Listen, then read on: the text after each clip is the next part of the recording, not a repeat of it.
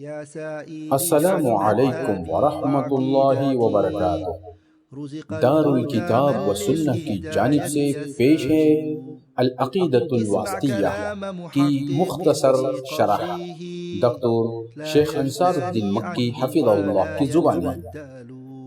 والصلاة والسلام على اشرف الانبیاء والمرسلین نبینا محمد وعلى آلہ وصحبہ اجمعین، اما بعد فقال اللہ تبارک وتعالی قل هو اللہ احد اللہ الصمد لم یلد ولم یولد ولم یکن له کفوا احد۔ برادران عزیز اور ملت اسلامیہ کے پاسبانوں، اللہ کے اس دین کو سننے کے لیے ہم اس مبارک مجلس میں جمع ہوئے ہیں۔ اللہ کا دین سننا، کہنا، اس پر عمل کرنا، یہ سب عبادت ہے، یہ سب عبادت ہے، اس میں کوئی شک نہیں۔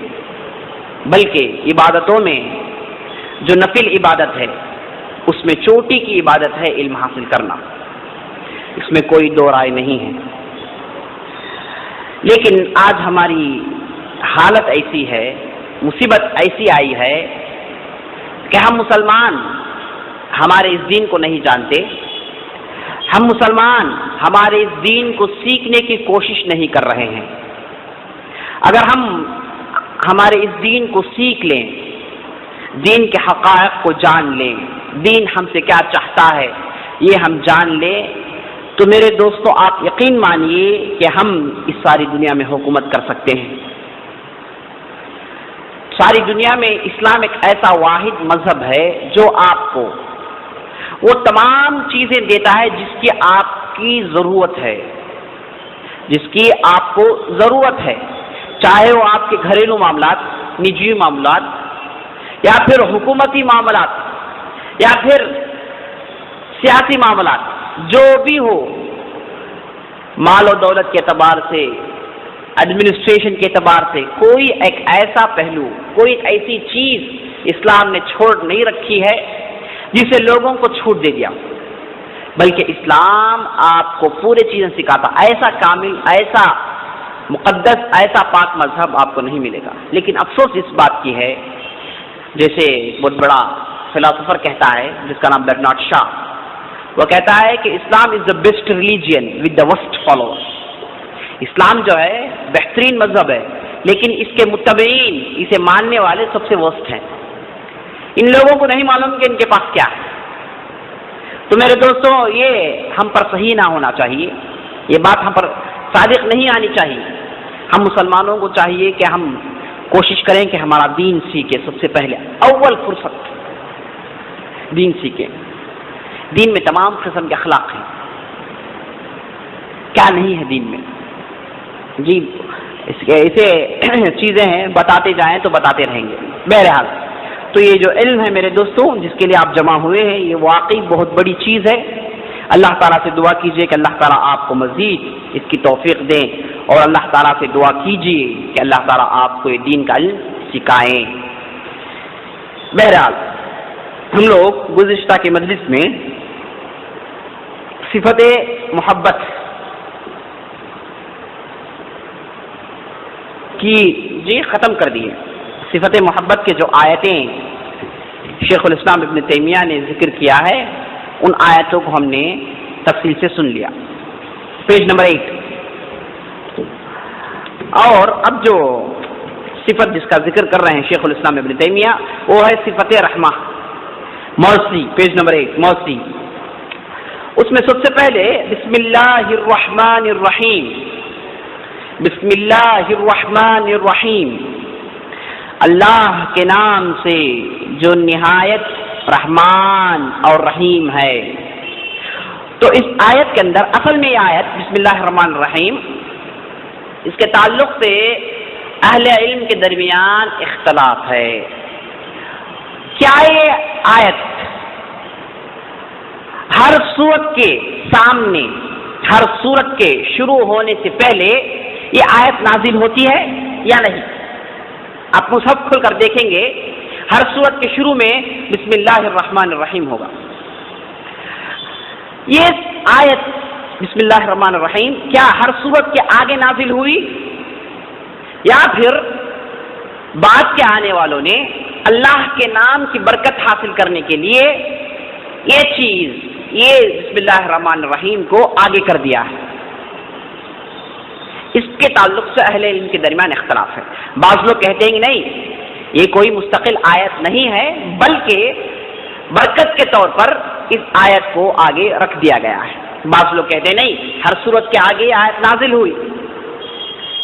بہرحال بات صحیح یہ نظر آتی ہے کہ ہو سکتا ہے دو بھی ہوں، ہو سکتا ہے دو بھی ہوں، اللہ بہتر جانتا ہے. لیکن بسم اللہ الرحمن الرحیم پڑھنا یہ آپ صلی اللہ علیہ وسلم کا شیوا اور طریقہ تھا کہ جب بھی سورت پڑھتے تو بسم اللہ الرحمن الرحیم آگے پڑھا کرتے تھے آپ صلی اللہ علیہ وسلم. اصل میں بسم اللہ الرحمن الرحیم کی جو آیت ہے یہ آیت کی ایک ٹکڑی ہے، ایک آیت کی ٹکڑی ہے. سورہ نمل کی ایک آیت ہے جس میں اللہ تعالیٰ کہتا ہے سلیمان علیہ السلام کے تعلق سے انہ من سلیمان انہ بسم اللہ الرحمن الرحیم. جب بلقیس کی طرف سلیمان ایک خط لکھتے ہیں، سورہ نمل کے اندر ایک واقعہ ہے جس میں سلیمان علیہ السلام اسلام کے بہت بڑے بادشاہ اور نبی بلقیس جو یمن میں رہتی تھی اسے دعوت دیتے ہیں. جب معلوم ہوتا ہے کہ بہت بڑی حکومت ہے اور غیر معمولی ان کے اندر طاقت، مالی طاقت سب کچھ ہے، تو سلیمان ایک خط لکھتے ہیں. خط میں کہتے ہیں کہ تم لوگ اسلام قبول کر لو، اگر اسلام قبول نہیں کریں گے تو ادے آپ کے بربادی کا سامان لے کر ہم پہنچنے والے ہیں، تم لوگوں کو نیست و نابود کر دیں گے، خیر اس میں ہے کہ تم لوگ اسلام قبول کر لیں. تو یہ خط کے شروع میں جو اللہ تعالیٰ خط کا ذکر کر رہا ہے سورہ نمل کے اندر، تو اس میں کہتا ہے کہ انہ من سلیمان انہ بسم اللہ الرحمن الرحیم. یہ سلیمان کی طرف سے ہے، بلقیس پڑھتی ہے، یہ سلیمان کی طرف سے ہے اور یہ اللہ کے نام سے جو رحمان الرحیم ہے شروع ہو رہا ہے. تو یہ آیت کی ٹکڑی ہے. تو اس میں یہ آیت سے ایک دوسری بھی دلیل ملتی ہے کہ انبیاء علیہ السلام کے خطوط بسم اللہ سے شروع ہوتے تھے، اور آپ صلی اللہ علیہ وسلم نے جو خطوط لکھے بادشاہوں کے لیے، انشاءاللہ سیرت میں آپ دیکھیں گے آپ صلی اللہ علیہ وسلم صلح حدیبیہ کے بعد بڑے بڑے بادشاہوں کو خط لکھتے ہیں، ان کو اسلام کی طرف بلاتے ہیں. تو خطوط میں سب سے پہلے بسم اللہ الرحمن الرحیم موجود ہے. اگرچہ کہ ایک سورت کی ٹکڑی ہے، ایک آیت کی ٹکڑی ہے، لیکن اس ٹکڑی کو ہر سورت کے آگے رکھ دی گئی ہے تاکہ اللہ کے نام اور اس کے صفات سے کام شروع ہو، صفات سے کام شروع ہو جائیں. بہرحال بسم اللہ الرحمن الرحیم، اس میں کتنے صفات ہیں؟ بسم اللہ الرحمن الرحیم، ان دا name of Allah the بینیفیشینٹ the merciful. کتنے صفات ہیں؟ کتنے صفات ہیں؟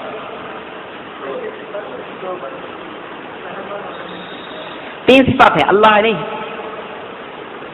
اللہ صفت ہے اور اسم ہے، رحمان صفت ہے اور اسم ہے، رحیم صفت ہے اور اسم ہے. ہم نے کیا کہا تھا اللہ کے تعلق سے؟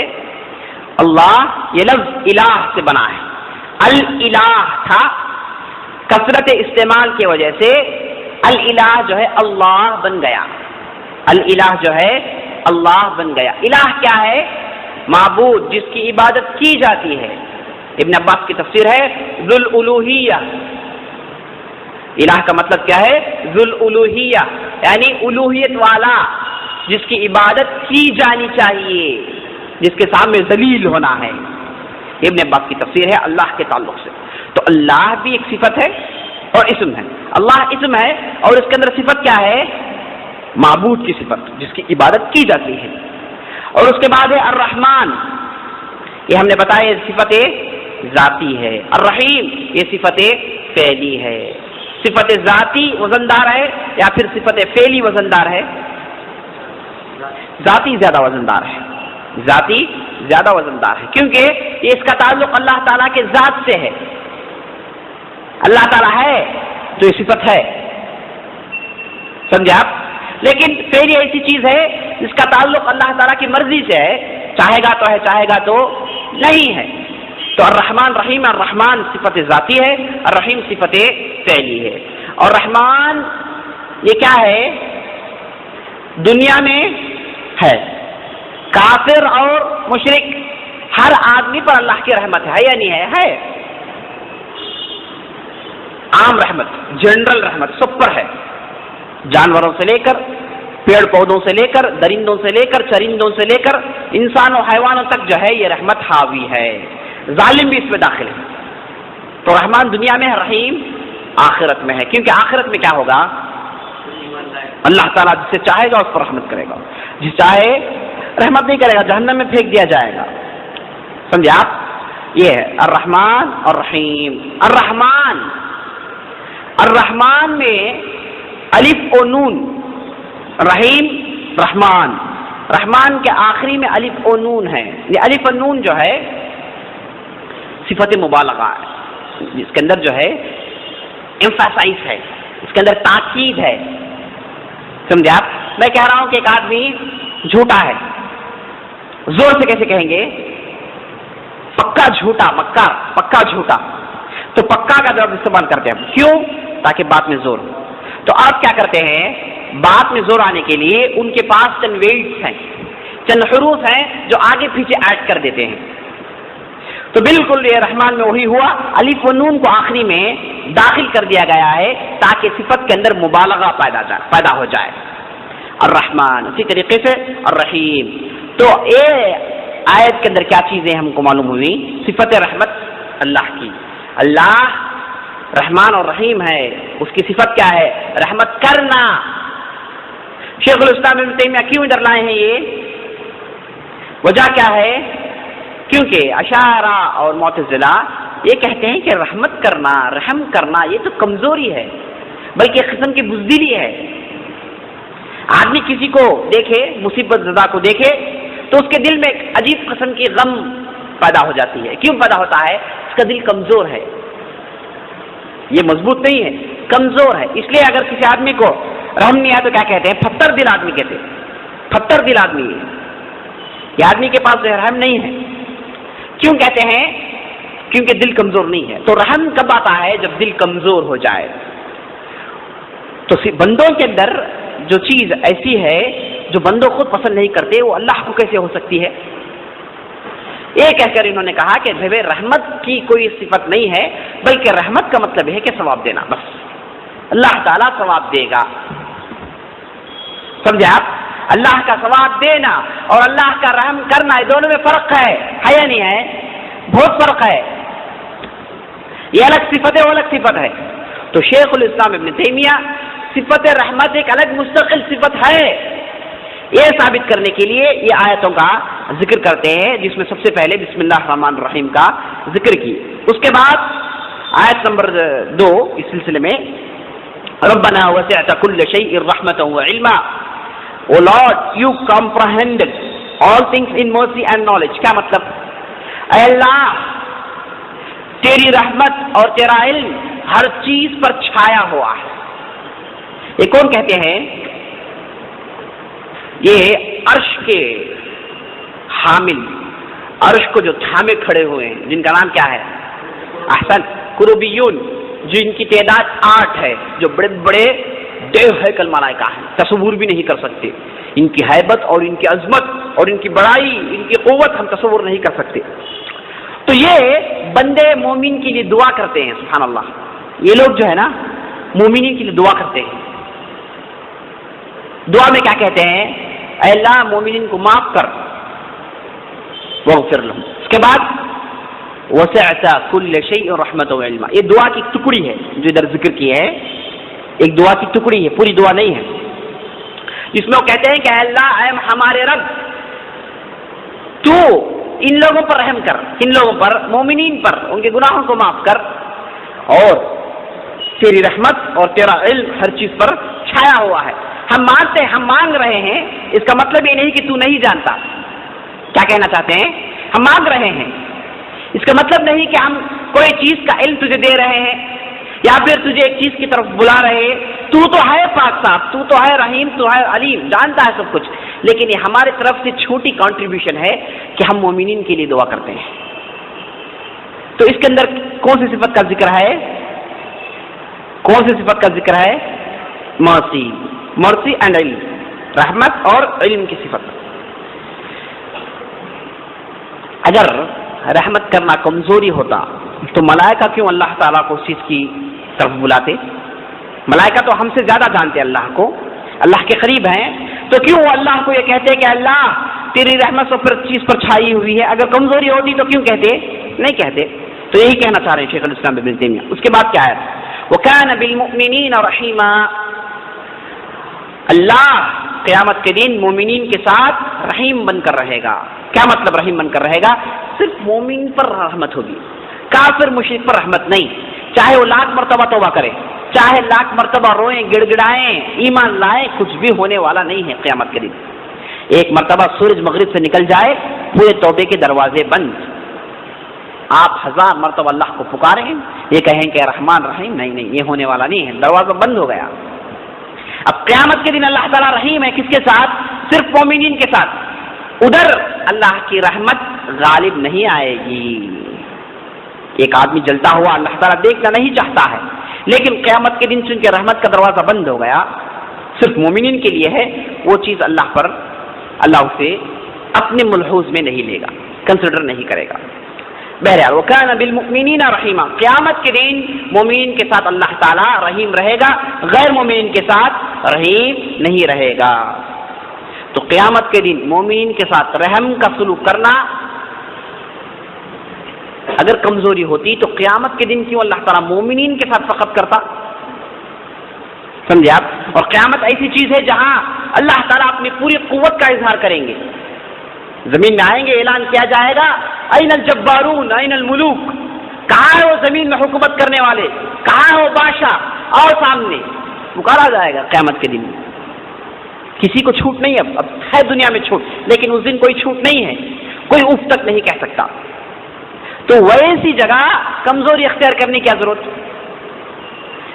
وہ ثابت کرنا چاہ رہے ہیں شیخ الاسلام ابن تیمیہ۔ کتب ربکم علی نفسہ الرحمہ، اللہ تعالی اپنے اوپر واجب قرار لیا ہے، اپنے اوپر اللہ تعالیٰ چند چیزیں واجب کرتا ہے، اللہ تعالیٰ خود اپنے اوپر چند چیزیں واجب کرتا ہے، اس میں سے کیا ہے؟ سب سے پہلے رحمت، یعنی اللہ تعالیٰ اپنے اوپر رحمت واجب کر لیا ہے، کسی پر ظلم نہیں ہوگا اور کسی پر ظلم نہیں کرے گا، یہ بھی واجب کر لیا اللہ تعالیٰ پر۔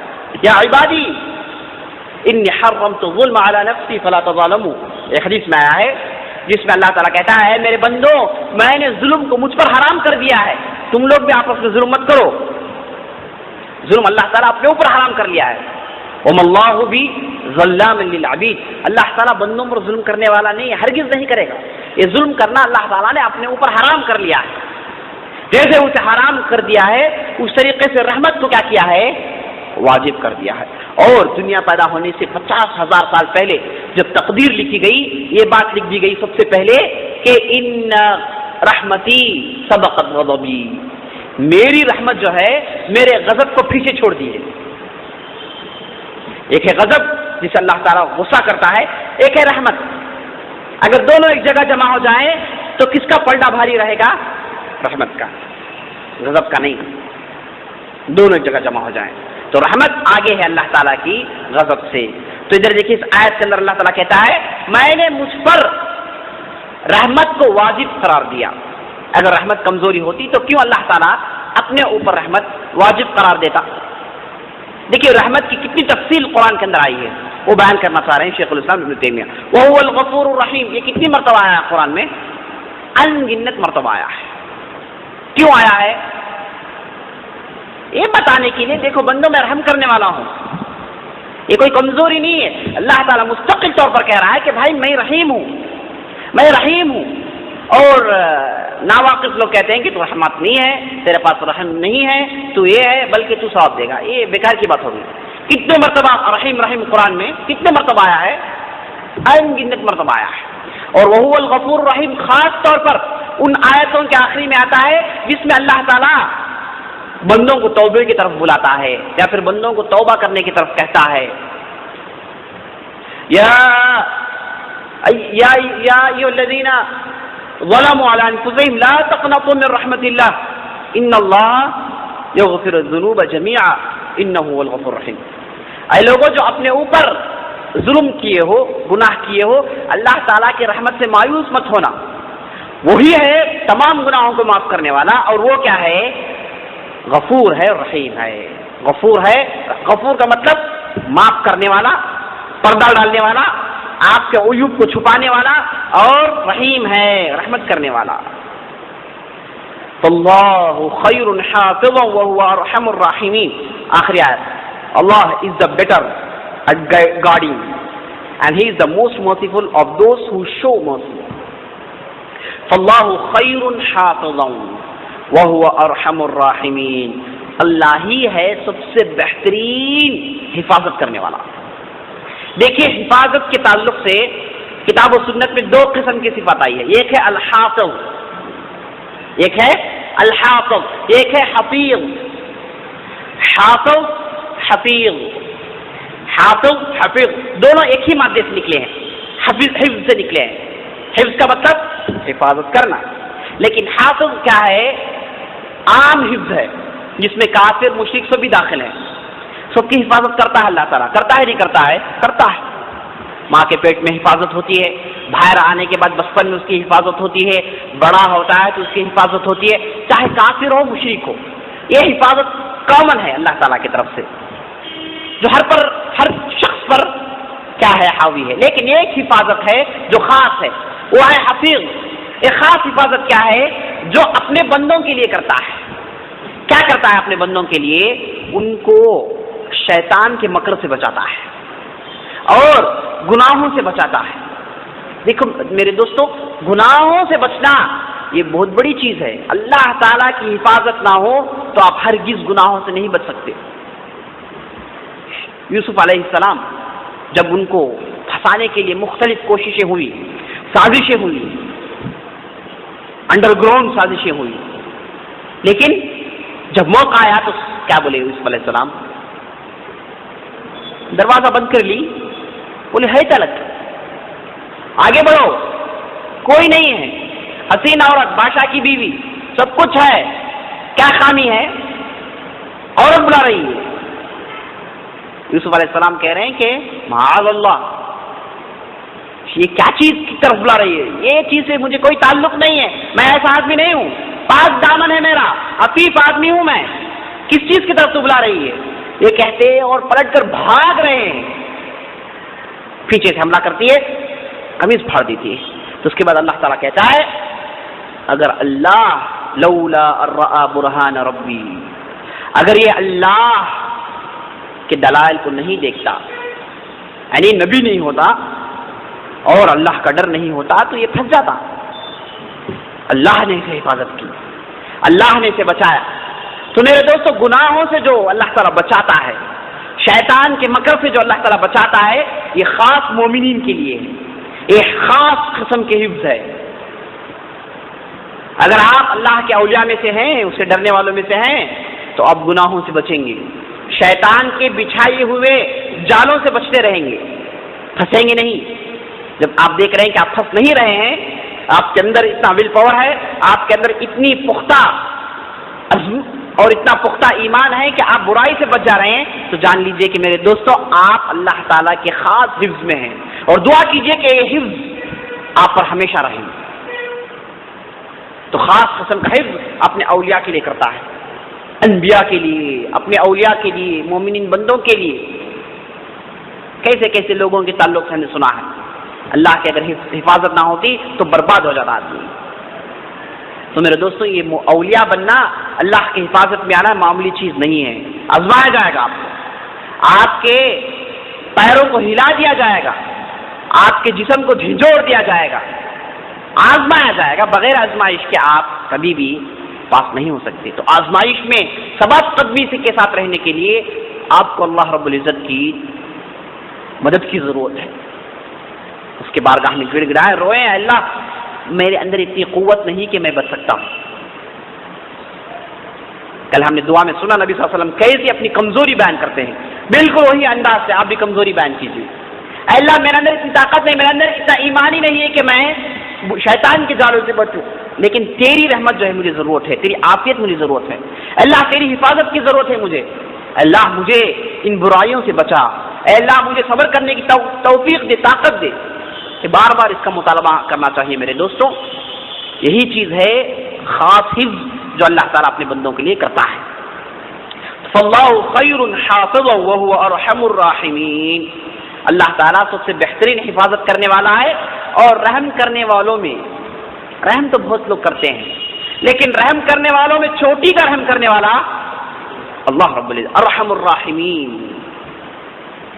بندوں بھی رحم کرتے ہیں، وہ بھی رحم کرتا ہے، فلان بھی رحم کرتا ہے، اللہ بھی رحم کرتا ہے، لیکن اللہ رب العزت کی جو رحم ہے وہ اسی کے لیے خاص ہے. جی آپ اللہ کے ہو جائیے، اللہ آپ کا ہو جائے گا. آپ اس کی حفاظت میں ہو سکتے ہیں، اس کی رحمت آپ کی جو ہے ہمیشہ خدمت میں رہے گی. تو ان آیتوں میں شیخ الاسلام ابن تیمیہ یہ ثابت کر چکے ہیں کہ رحمت ایک اللہ کی مستقل صفت ہے، رحمت اللہ کی ایک مستقل ایٹریبیوٹ ہے، یہ کوئی کمزوری نہیں ہے. ان آیتوں میں کمزوری کا شائبہ ہی نہیں، دور دور تک ہم کوئی محسوس ہی نہیں ہو رہا. تو زبان کے اعتبار سے ان لوگوں نے جو سمجھا ہے یہ بالکل غلط بات ہے. اللہ کی صفات بندوں کے صفات سے بالکل مختلف ہیں. دونوں کے اندر تشبیہ نہیں، تعطیل نہیں، تکیف نہیں، تمثیل نہیں اور تفویض نہیں. بہرحال یہ تھی صفت رحمت. اس کے بعد صفت غضب اور صفت ناراضگی اور صفت کراہت اور صفت بغض. کسی چیز کو نہیں پسند کرتا اللہ تعالیٰ، کراہت کرتا ہے، یہ بھی اللہ کی صفت ہے، یہ بھی اللہ کی صفت ہے. ابھی آگے آیتیں آئیں گی، اس میں معلوم ہوگا کہ اللہ تعالیٰ بھی نہیں پسند کرتا ہے، اللہ تعالیٰ بھی کئی چیزوں سے راضی نہیں ہے، اللہ تعالیٰ کی بھی کراہیت ہے، اللہ تعالیٰ غضب میں بھی آتا ہے، غصہ بھی کرتا ہے، یہ بھی اللہ تعالیٰ کے صفات ہے. یہ سب صفاتیں کیا ہیں؟ صفت فعلیہ ہیں. اس سے پہلے والی صفت اور یہ صفات پورے کیا ہیں؟ صفت فعلیہ ہیں. اچھا اس کے بعد دیکھیے وَمَن يَقْتُلْ مُؤْمِنًا مُتَعَمِّدًا فَجَزَاؤُهُ جَهَنَّمُ خَالِدًا فِيهَا وَغَضِبَ اللَّهُ عَلَيْهِ وَلَعَنَهُ. ترجمہ دیکھیے،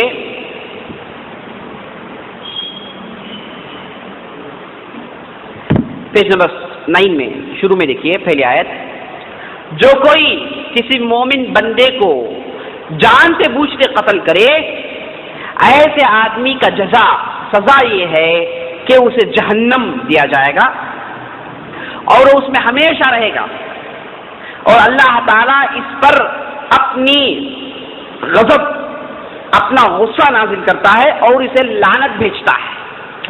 دیکھیں کتنی چیزیں ہیں جو آدمی جانتے بوجھتے ایک مومن کو قتل کرے، جانتے بوجھتے. سب سے پہلے چیز کیا ہے؟ جہنم ملے گا اور جہنم میں ہمیشہ رہے گا، اور اس کے بعد اس پر اللہ کا غضب ہے، اس کے بعد اس پر اللہ تعالیٰ کا لعنت ہے، لعن ہے. تو یہ آیت کے اندر صفات کون سے ہیں؟ غضب اور لعنت.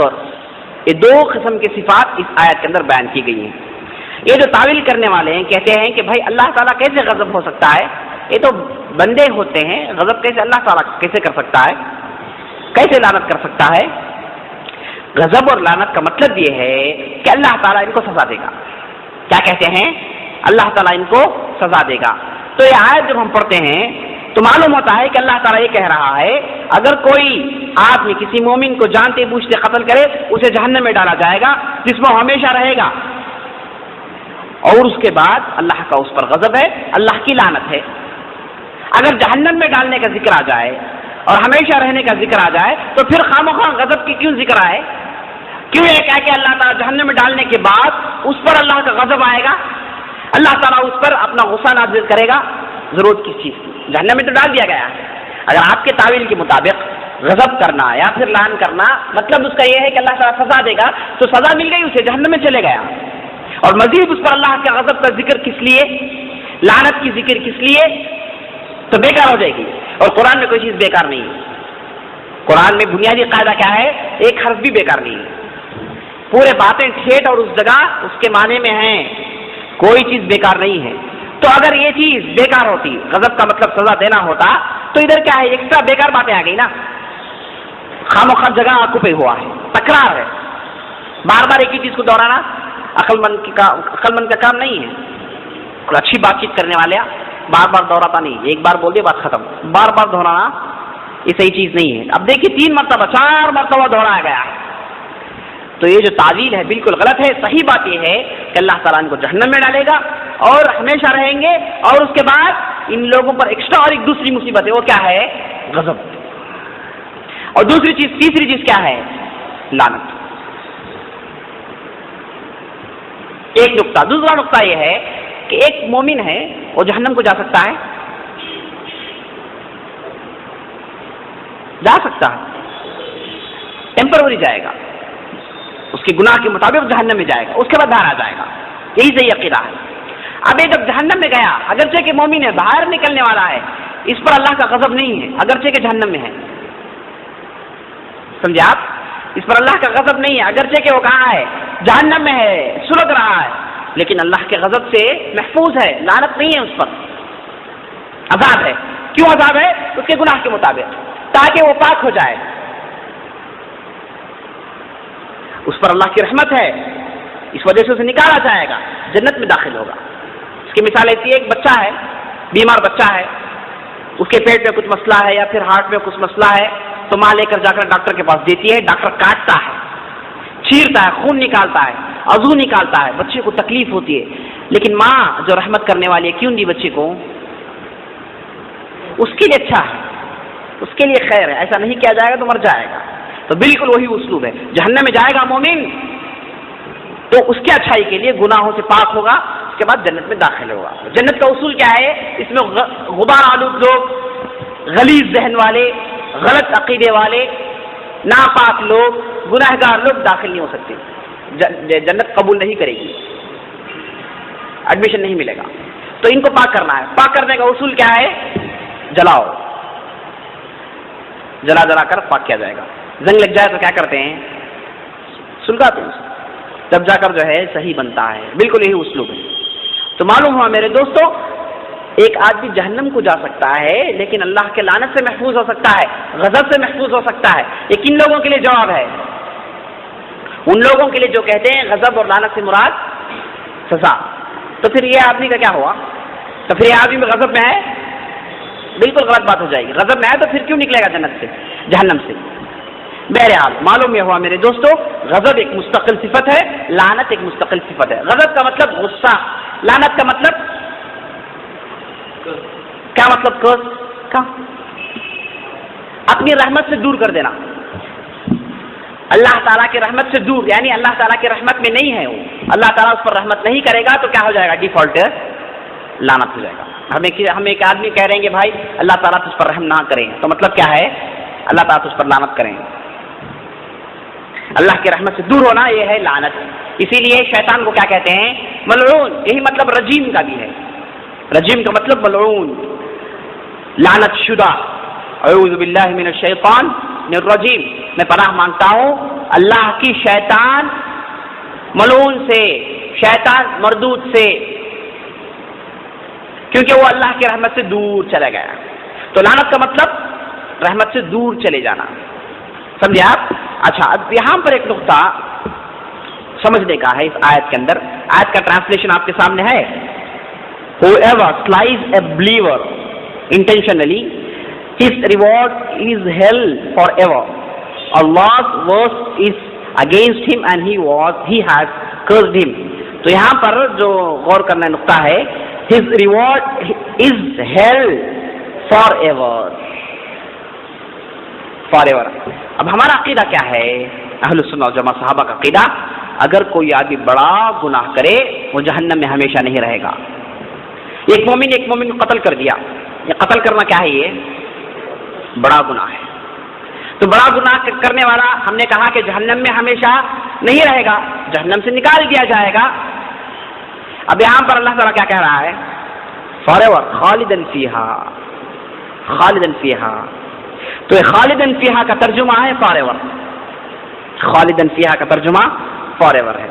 لیکن یہ جو ترجمہ ہے اتنا ٹھیک نہیں ہے. صحیح بات یہ ہے خالدن فیہا کی تفسیر میں علماء نے مختلف رائے پیش کی ہیں. بعض لوگ کہتے ہیں خالدن فیہا مطلب ایک مدت طویل رہے گا, یہ گناہ کیا وہ گناہ کیا, جہنم میں گیا, ایک مدت رہے گا. لیکن قتل کر جائے جہنم میں ایک بہت مدت تک رہے گا, طویل مدت تک رہے گا. ایک تفسیر ہے. دوسری تفسیر ایک بتاتے ہیں کہ نہیں، کون ہمیشہ جہنم میں رہے گا؟ جو آدمی مومنوں کو قتل کرنا حلال سمجھ لیا. ہمارے اسلام میں قاعدہ یہ ہے، اگر کوئی چیز حرام ہے اسے اگر کوئی آدمی حلال مان لے یا پھر کہے اہل حلال کا عقیدہ رکھے، آدمی کافر ہے. ایک چیز ہے حرام، ایک چیز ہے حلال، حرام تو بتا دیا، ایک چیز ہے حلال، وہ اسے حرام عقیدہ رکھتا ہے، آدمی کافر ہو گیا. مثال کے طور پر حرام چیز ہے، کیا ہے؟ شراب پینا، زنا کرنا. یہ بتایا کہ اسلام میں حلال ہے شراب پینا، یہ عقیدہ ہے میرا، اسلام میں حلال ہے.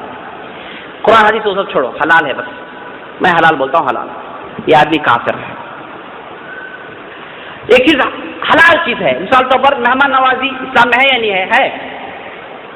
بولا کہ بھائی اسلام میں مہمان نوازی حرام، آدمی کافر. تو اسلام کی جو بنیادی چیزیں ہیں اسے آدمی اپنے من دھڑک منمانے چیزوں پر حرام اور حلال کا فتویٰ دے، یہ آدمی کیا ہے؟ کافر ہے. یہ آدمی کافر ہے، کیونکہ حرام اور حلال بیان کرنے کا حق کس کے پاس ہے؟ اللہ رب العزت کے پاس ہے. حرام اور حلال کہنا یہ اللہ ہی ہے، اور نبی صلی اللہ علیہ وسلم اللہ کی طرف سے نقل کرتے ہیں، بس وہ کسی چیز کو حرام اور حلال اپنی مرضی سے نہیں کرتے. تو معلوم ہوا حرام چیز کو حلال کرنا، حلال چیز کو حرام کرنا اپنی مرضی سے، یہ آدمی کافر ہے. تو علماء کہتے ہیں اگر کوئی آدمی کسی کو قتل کرنا حلال مان لیا، بولا کہ بھائی مومن قتل کرنا حلال ہے، یہ آدمی کافر ہوگا. تو اس وجہ سے ہمیشہ رہے گا، تو اس وجہ سے کیا رہے گا؟ ہمیشہ رہے گا. سمجھے آپ؟ تو اس کے علاوہ بھی جو ہے 2-3 رائے ہیں اہل علم کے کہ خالداً ہمیشہ رہنے سے مراد کیا ہے. تو ان تمام چیزوں پر غور کرتے ہیں تو صحیح بات یہ سمجھ میں آتی ہے کہ وہ ایک طویل مدت تک جہنم میں رہے گا، اس میں کوئی شک نہیں. دوسری چیز یہ ہے کہ جب ایک آدمی کسی آدمی کو قتل کرتا ہے تو یہ شراب پیے جیسا نہیں ہے. ایک آدمی شراب پیا نعوذ باللہ، یا پھر دوسرا غلط کام کیا، یہ اور قتل کرنا دونوں میں فرق ہے یا نہیں ہے؟ فرق ہے. کیوں؟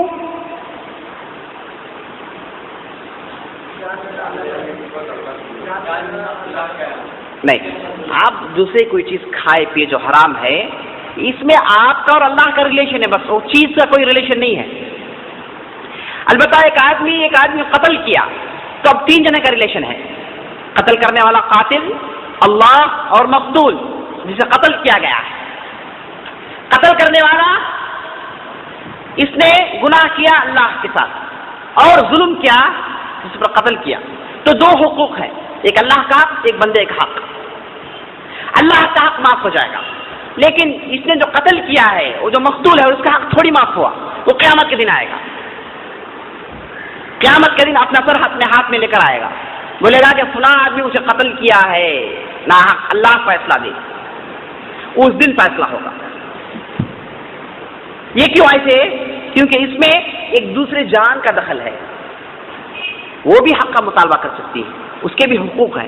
اسی لیے جب بھی آپ کو جنرل گناہ معاف ہو جاتے ہیں، جو بھی آیتیں قرآن کے حدیث میں پڑھیں گے آپ، مطلب کیا ہے اس کا؟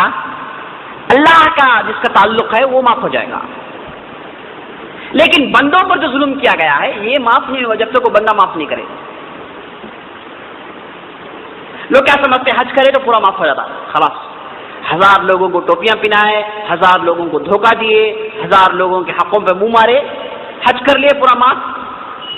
یہ ہو نہیں سکتا. اس کا تو مثال ایسا ہے کہ بلی 100 چوہے کھائے اس کے بعد حج کی، نہیں چلے گا.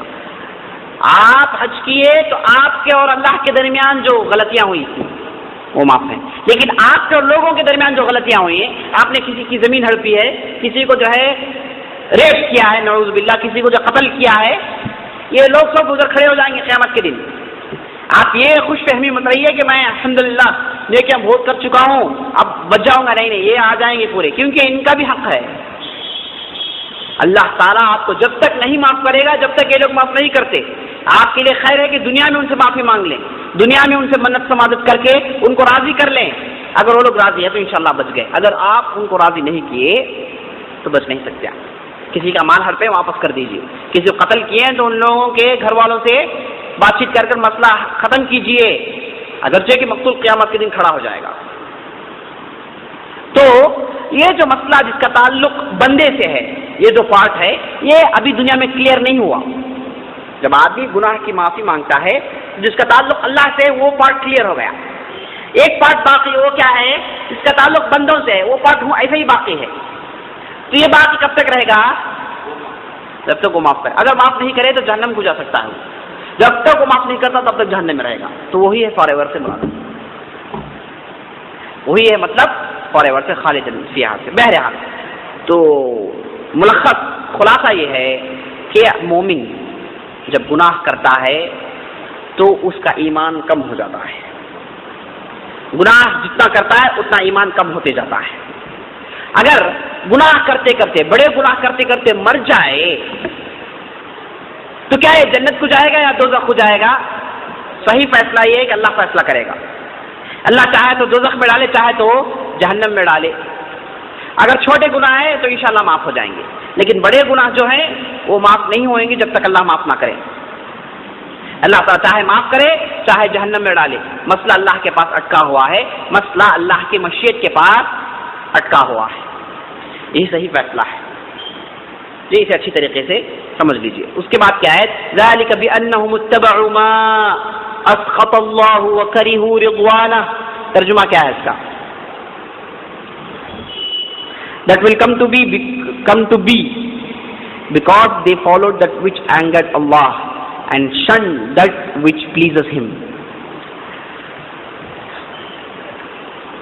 اللہ تعالیٰ کفار کے متعلق کہہ رہا ہے، اس سے پہلے سورہ محمد کی آیت ہے، اس سے پہلی والی آیت میں ذکر یہ آیا ہے کہ اللہ تعالیٰ جو لوگ منافق ہیں، کفار ہیں، ان کو پسند نہیں کرتا، اور لوگ جو جس کی اتباع کرتے ہیں، وہ جو یہ لوگ جو کام کرتے ہیں، جو کیا کر رہے ہیں، اللہ کو ناراضگی میں ڈال رہے ہیں اور اللہ کے مرضی کے خلاف جا رہے ہیں۔ تو اللہ کو ناراضگی میں ڈالنا، اللہ کے رضامندی کی، وہ اللہ کے رضامندی کی کراہیت کرنا، تو اسے کیا معلوم ہوا؟ اللہ کو ناراضگی میں ڈالنا، اللہ کو اس کے ناپسندگی میں ڈالنا۔ کیا مطلب، کیا معلوم ہوا؟ یہ کون کہنے والا ہے؟ کہنے والا کون ہے؟ یہ اللہ خود ہے۔ اللہ خود کہہ رہا ہے کہ کفار مجھے ناپسندیدگی میں ڈال رہے ہیں، کفار مجھے ناراضگی میں ڈال رہے ہیں۔ تو معلوم کیا ہوا؟ ناراض بھی ہوتا ہے، ناپسند بھی ہوتا ہے، ناراض بھی ہوتا ہے، ناپسند بھی ہوتا ہے۔ تو اس سے معلوم یہ ہوا کہ دونوں صفات اللہ کے یہاں ہیں۔ اسے کیا کہتے ہیں؟ یہ صفات کو کیا کہتے ہیں؟ فعلیہ۔ لیکن دوسرا صفات سلبیہ، دیکھیں ثبوتیہ کہ سلبیہ؟ صفات سلبیہ ہے جی۔ صفات سلبیہ میں عقیدہ ہمارا کیا ہوگا؟ سنایا تھا ہم، کیا کریں گے؟ نگیٹو مطلب صفات سلبیہ میں کیسے ایمان لانا چاہیے؟ بتائے تھے نہیں تھے؟ ہاں احسن۔ ہاں کیا سب سے پہلے کیا کریں گے؟ سب سے پہلے یہ جو صفت سلبیہ ہے اس کا صفت ثبوتیہ کیا نکلے گا؟ اللہ کو ناراضگی میں ڈالنا مطلب کیا ہے؟ اللہ کو راضی کرنا، وہ صفت پر ایمان لائیں گے۔ اور اس کے بعد نہیں یہ نہیں، ہمارا ایمان کیسے لائیں گے اس پر؟ یہ صفت سلبیہ ہے تو ہمارا ایمان کیا ہوگا؟ اس کے صفت ثبوتیہ پر ایمان لائیں گے، اور اس کے بعد یہ سمجھیں گے کہ ثبوتیہ جو آیا ہے، یہ سلبیہ جو ہے صفت ایک جگہ اگر سلبیہ اور ثبوتیہ جمع ہو جائے زیادہ اس کے اندر ایمفسائز ہے، زیادہ اس کے اندر تاکید ہے۔ تو ما اسخط اللہ، اللہ کو ناراضگی میں ڈالنا، تو ہم کیسے ایمان لائیں گے؟ اللہ کو راضی کرنا، یہ اللہ کی صفت ہے، اس پر ایمان لائے۔ اور اس کے بعد راضی اور اللہ کو ناراض کرنا دونوں کو ملائے تو بات میں پختگی پیدا ہو گئی، ایمفسائز پیدا ہو گیا۔ بہرحال ذالک بانہم اتبعوا ما اسخط اللہ وکرہوا رضوانہ، اللہ تعالیٰ کو ان لوگوں نے ناراضگی میں ڈالا اور اللہ تعالیٰ کے رضوان کو، اللہ تعالیٰ کے راضی ہونے کو ان لوگوں نے کراہیت میں بدل دیا۔ تو معلوم ہوا اللہ تعالیٰ ناراض بھی ہوتا ہے، اللہ تعالیٰ ناپسند بھی ہوتا ہے۔ فلما آسفونا انتقمنا منہم، اس کے بعد ترجمہ کیا ہے اس کا؟ when they angered us we punished them، فلما آسفونا انتقمنا منہم، جب ان لوگوں نے اللہ تعالیٰ کو کیا کیا؟ غصے میں ڈالا۔ معلوم کیا ہوا؟ اللہ تعالیٰ غصہ کرتا ہے، اللہ تعالیٰ غصہ کرتا ہے۔ ترجمے میں اینگر کا لفظ استعمال کرے ہیں، ورنہ اصل عربی میں کیا ہے؟ آسفونا، جب ان لوگوں نے ہم کو شدت غضب میں ڈال دیا۔ کون کفار ہے؟ فرعون کے لوگ۔ فرعون کے لوگ بار بار نشانیاں دیکھنے کے باوجود بھی نافرمانی کیے تو اللہ تعالیٰ کو نہایت غضب میں ڈال دیے، نہایت غضب میں ڈال دی۔ یہ آسفونا کا جو لفظ ہے اس کے اندر دو مطلب ہیں، ایک ہے نہایت غضب، ایک ہے نہایت غم۔ نہایت غم میں ڈالنا، نہایت غضب میں ڈالنا، ایک ورڈ آیا، غور سنیے، پوائنٹ کی بات ہے۔ ایسا لفظ استعمال ہوا قرآن میں جس کے دو مطلب ہیں، ایک مطلب جو اللہ کو سہاتا ہے، اللہ کے لیے مناسب ہے، ایک مطلب جو اللہ کے حق میں مناسب نہیں ہے۔ کس کو لیں گے؟ جو اللہ کے حق میں مناسب ہے۔ اب دیکھیے آسفونا کا جو ورڈ ہے اس کے دو مطلب، ایک ہے نہایت غصے میں ڈالنا، ایک ہے نہایت غم میں ڈالنا۔ کسے لیں گے ہم؟ غصے کو لیں گے، کیونکہ غصہ ہم کو دوسرے آیتوں کے ذریعے سے معلوم یہ ہو گیا کہ اللہ کی صفت غصے کی ہے، لیکن غم میں پڑنا، اللہ غم میں پڑ جاتا ہے، نعوذ باللہ، یہ ہم کو دوسرے آیتوں سے نہیں ملا تو ہم یہ مطلب نہیں لیں گے۔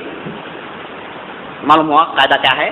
ایک ورڈ آیا جس میں دو مطلب ہے، ایک مطلب اللہ کے لیے سہاتا ہے، یہ کیسے سہاتا ہے، کیسے ہم پہچانے؟ دوسرے آیتوں کے ذریعے سے، احادیث کے ذریعے سے۔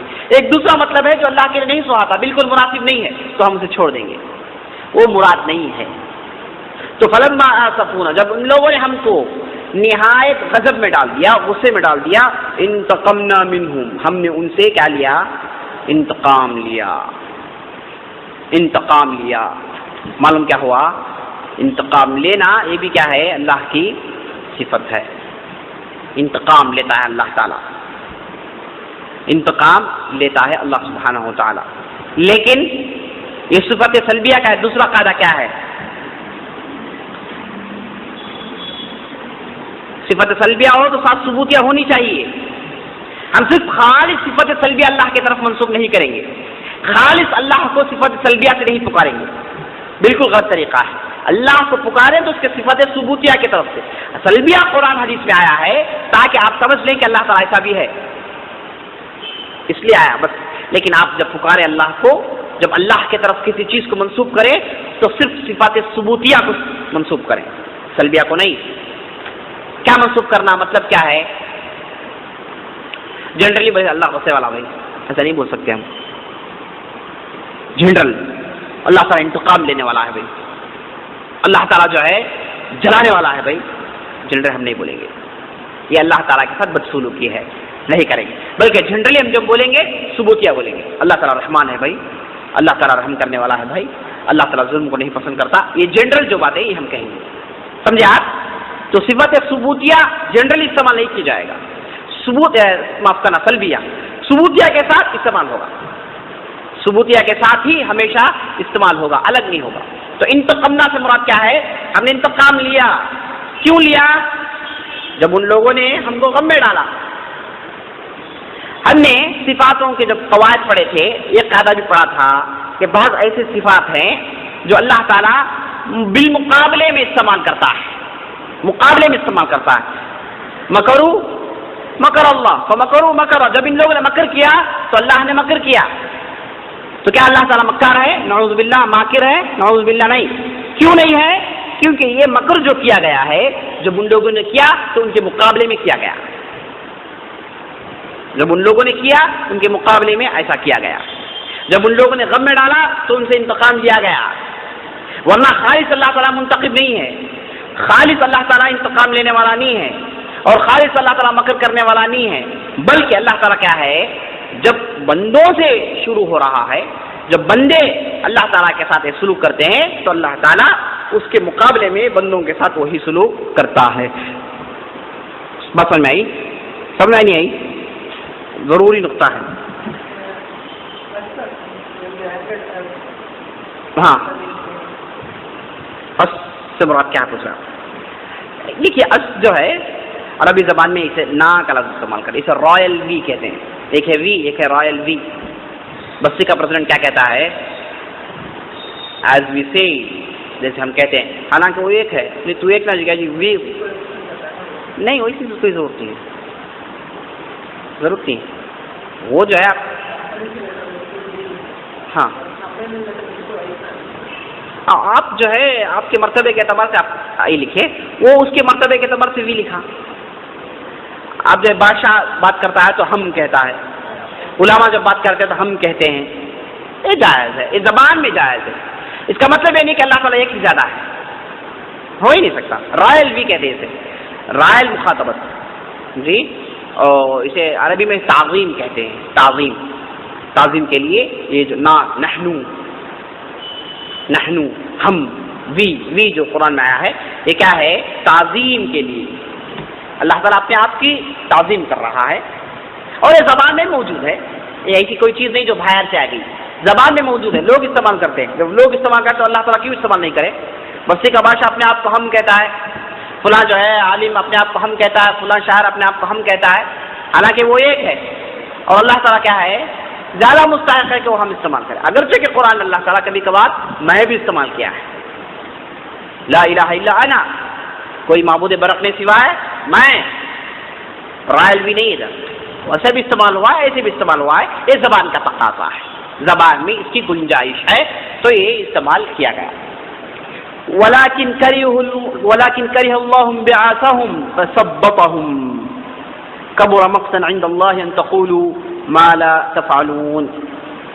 انشاءاللہ یہ دو آیتیں ہم آئندہ مجلس کے لیے رکھتے ہیں.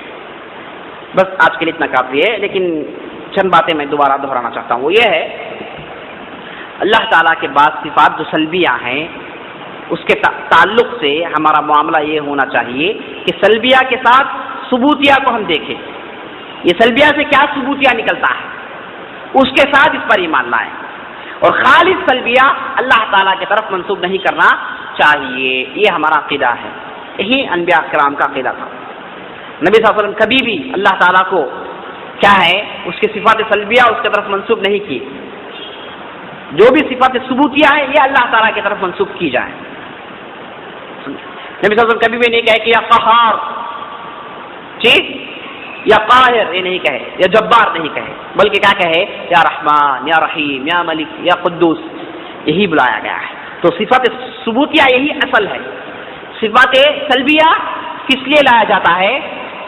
چار چیزوں کے لیے: کفار پر رد کرنے کے لیے، یہ بات میں فساد پیدا کرنے کے لیے لایا جاتا ہے، ورنہ اصل میں صفات ثبوتیہ ہی اصل ہے. ایک دوسری صفت ہے صفت مقابلہ، مقابلے میں استعمال کی جانے والی صفت. بندے کیے تو اللہ تعالیٰ کیا. یخادعون اللہ وہو خادعهم، وہ لوگ اللہ کو دھوکہ دے رہے ہیں، اللہ تعالیٰ ان کو دھوکہ دے رہا. ومکروا ومکر اللہ انہم یکیدون کیدا واکیدوا کیدا، وہ لوگ جو ہے مکر کر رہے ہیں، سازش کر رہے ہیں، اور ہم بھی سازش کرنے والے ہیں. تو بندوں سے یہ چیز جب شروع ہوئی تو اللہ تعالیٰ اس کے مقابلے میں کرتا ہے. کس لیے کرتا ہے؟ تاکہ یہ کہیں کہ بھائی اس میں بھی اللہ تعالیٰ کمزور نہیں ہے. یہ مت سمجھو کہ اللہ تعالیٰ رحمان رحیم ہے، تم لوگ مکر کرتے رہو اللہ نہ کرے. نہیں، اللہ تعالیٰ مکر بھی کر سکتا ہے تم لوگوں کے ساتھ. جب تم لوگ کیے تو اللہ تعالیٰ کرے گا. اللہ کے ساتھ ٹھٹا مذاق کیے تو اللہ تعالیٰ آپ کے ساتھ ٹھٹا مذاق کرے گا. اللہ تعالیٰ سے آپ نے ناراضگی کا اظہار کیا تو اللہ تعالیٰ آپ سے ناراض ہو جائے گا. اللہ کو آپ بھول گئے تو اللہ تعالیٰ آپ کو بھول جائے گا. اسے کہتے ہیں مقابلے کی صفات جو کم ہے قرآن میں. سمجھے آپ؟ تو یہ اسے اچھی طریقے سے یاد رکھیے. یہ جو قواعد میں بیان کیا ہوں انشاءاللہ میں کتاب ختم ہونے کے بعد دوبارہ ریوائو کرتا ہوں تاکہ بات ذہن میں اچھی طریقے سے بیٹھ جائے. هذا بالله التوفيق وصلى الله على نبينا محمد وعلى آله وصحبه أجمعين.